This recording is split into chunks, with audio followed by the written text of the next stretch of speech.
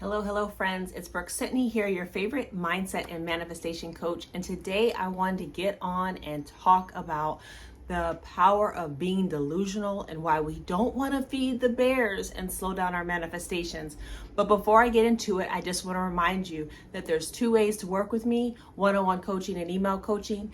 Both ways are linked below, as well as two amazing communities of like-minded individuals that are on this manifestation journey.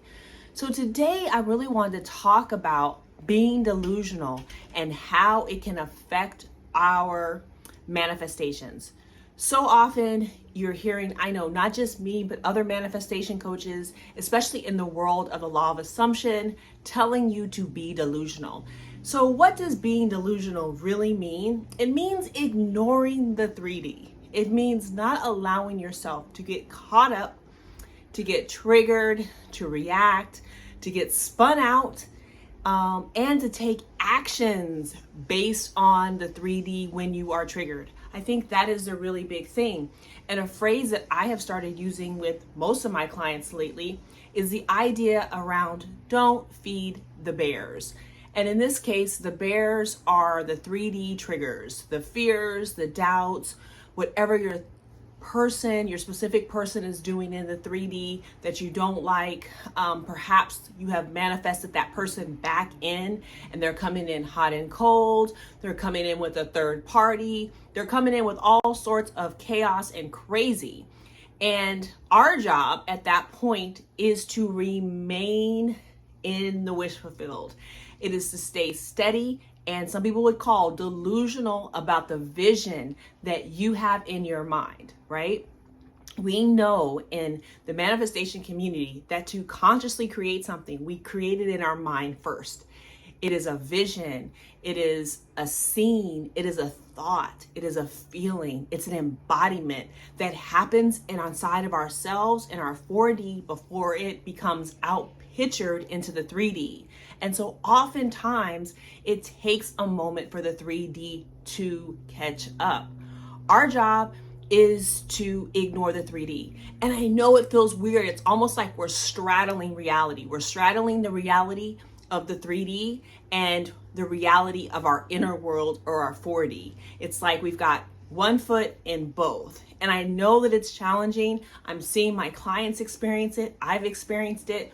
But the thing about it is, we know that we're the creation point. And so if we don't act delusional and we feed what I call feed the bears, we feed into whatever's happening in the 3D, we're going to create more of it. We're also going to be teetering off of our vision, right? So for example, let's say there's a third party now when your specific person comes back in. If you keep feeding the bears and responding or reacting to that third party energy or the notion or the story or whatever, then you're going to create more of it. Instead, be delusional. Instead, focus on the vision that you have, the wish fulfilled with your specific person. It's the same thing in the case of money. You're trying to manifest $5,000 in your bank account, and you go to your bank account every day, and perhaps you see, oh my gosh, not only do you not have the $5,000 in your bank account, you are now overdrawn. Do you allow yourself to get triggered and get so thrown off of your game that you don't allow yourself to, again, remain delusional about the fact that you are manifesting the money and the money is coming to you easily and quickly. It flows to you. It's coming to you in all sorts of ways.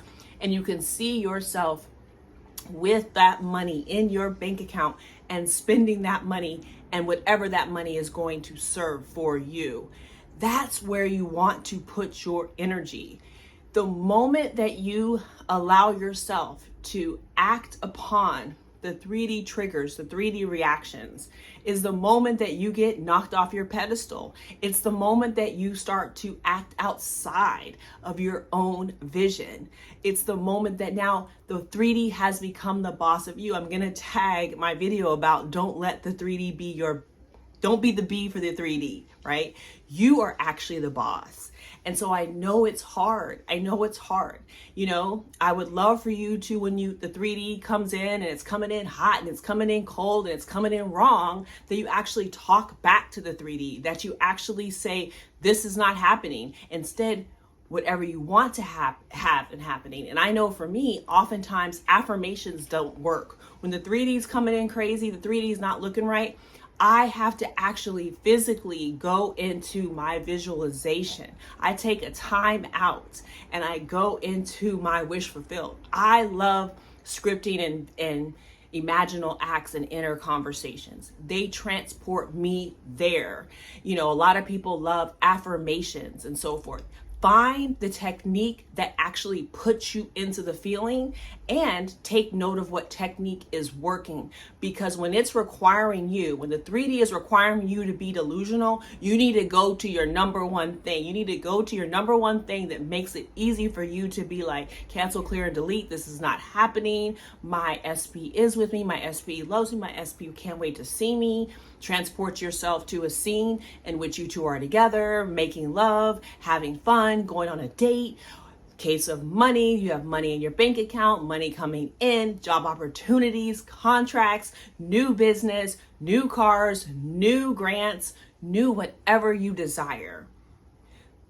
It is so incredibly important for you to realize that all the major creators in the world have been delusional. Right? Everyone from like Elon Musk, where, oh, we're not going to be able to build these type of electric vehicles.